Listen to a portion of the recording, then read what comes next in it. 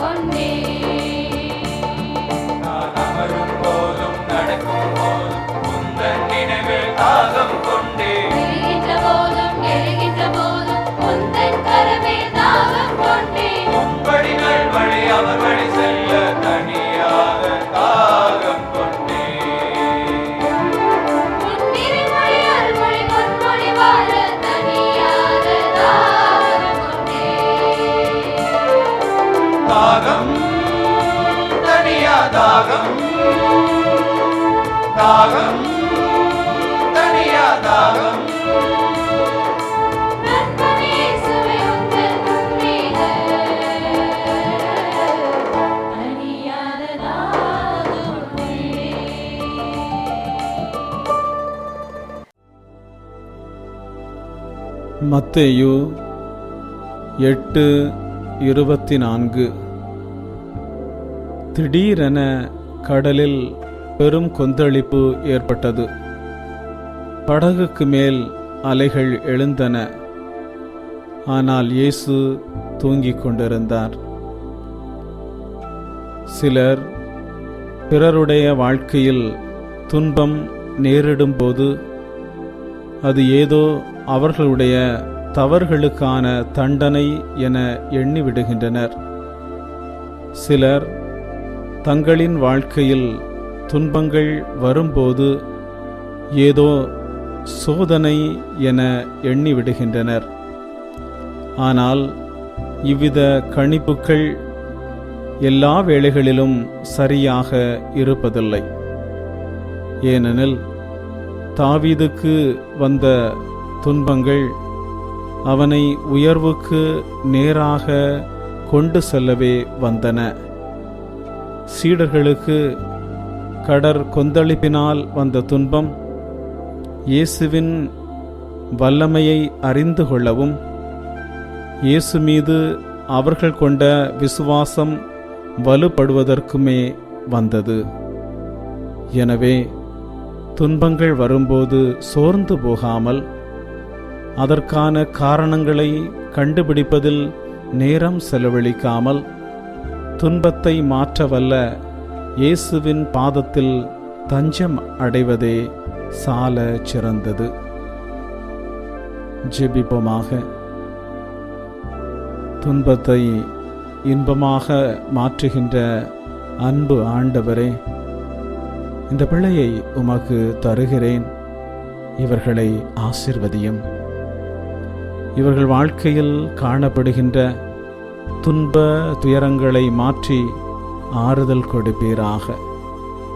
மேலும் இன்று நீர் இவர்களோடு தங்கி இவர்கள் உள்ளத்து விருப்பங்களை நிறைவேற்றும். இன்று இவர்கள் உம்மிடம் என்னென்ன கேட்கின்றார்களோ அதை கொடுத்து அவர்களை ஆசிர்வதியும். இயேசுவின் நாமத்தில் ஆமேன்.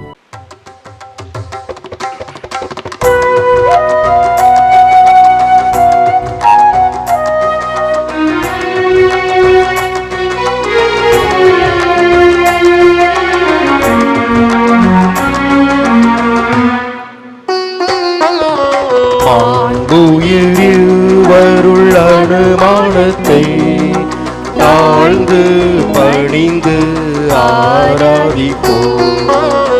பழைய நியம முறைகள் அனைத்தும் இனி மறைந்து முடிவு பெறுக. புதிய நியம முறைகள் வருக. புலன்களாலே மனிதன் இதனை அறிய இயலா. குறையை நீக்க விசுவாசத்தின் உதவி பெறுக.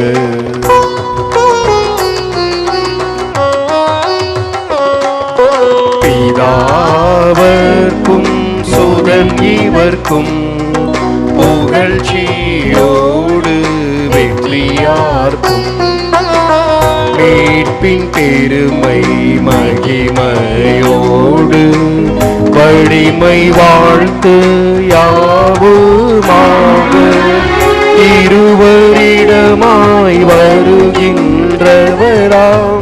தூய ஆவியானவர்க்கும்